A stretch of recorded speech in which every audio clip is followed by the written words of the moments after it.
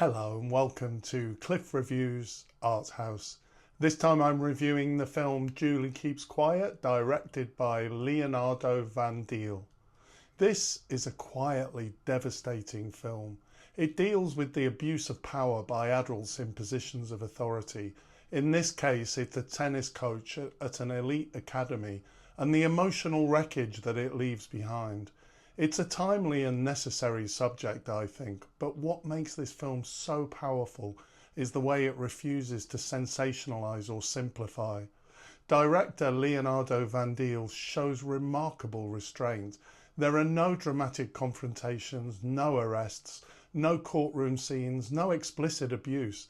Instead, the film is pieced together like a jigsaw, fragments of moments, rapidly cut, sometimes disorienting, but all the more effective for it. We're left, like Julie, trying to make sense of something that doesn't fully reveal itself. There is clear trauma here, but it's quiet. There's no spectacle. The trauma is present as internal confusion and moral ambiguity. Julie is played with remarkable authenticity and subtlety by real-life tennis player Tessa van den Broek. It's a really subdued performance. She never breaks down in tears or screams at the camera, but her silence speaks volumes. The emotional cost is plain to see, not in her words, but in her withdrawn body language, the suppressed panic behind her eyes. This is what it looks like when someone isn't sure what they feel, because what they feel is so conflicted. The film captures that disturbing psychological space in which victims of abuse are left feeling loyalty to the very people who harmed them. Julie's mentor has been suspended following another girl's suicide, yet she remains emotionally attached to him. It is a hard watch, not because of what's shown, but because of what's not. And that's precisely the point, and this is what makes the film so devastating and powerful. We don't know much about the abuse. We're not given very much of the perspective of the abuser. We are provided with one unsettling moment when the coach, in a meeting, seems to believe he deserves praise for stopping when told to, trying to get reassurance from his victim that he's not done anything wrong and that he even might be considered virtuous.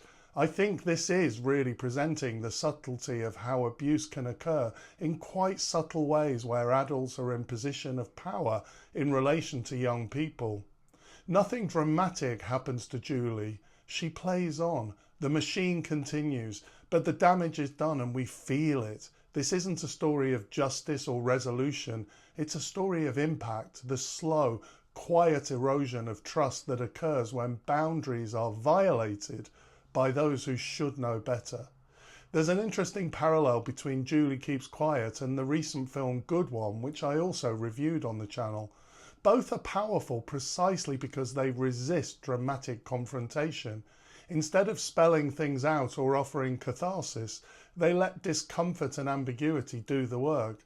In both films, a teenage girl is placed in a subtle but disquieting relationship with an older man who either doesn't understand or refuses to acknowledge the harms he's caused. In both films, a teenage girl is placed in a subtle but disquieting relationship with an older man who either doesn't understand or refuses to acknowledge the harm he causes. And in both, it's the absence of clear resolution, the lack of spectacle, that gives the story its weight. These are quiet films about quiet damage, and that silence is what makes them so unsettling. Julie Keeps Quiet is a subtle, ambiguous and emotionally intelligent film.